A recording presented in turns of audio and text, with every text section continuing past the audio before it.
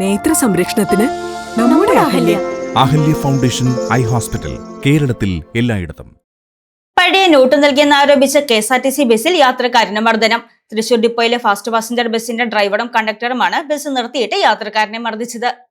പഴയ നോട്ട് നൽകിയെന്ന കാരണത്താൽ KSRTC ബസ്സിൽ യാത്രക്കാരന് ജീവനക്കാരുടെ മർദ്ദനം. തൃശൂർ ഡിപ്പോയിലെ ഫാസ്റ്റ് പാസഞ്ചർ ബസിന്റെ ഡ്രൈവറും കണ്ടക്ടറുമാണ് വ്യാഴാഴ്ച രാവിലെ 11 ബസ് നിർത്തിയിട്ട് യാത്രക്കാരനെ മർദ്ദിച്ചത്.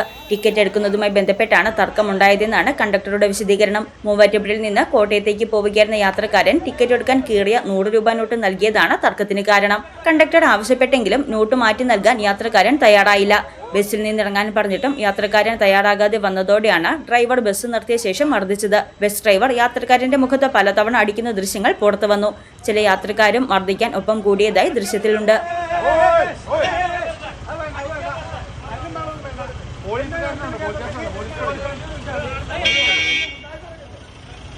News desk Muvattupuzha news.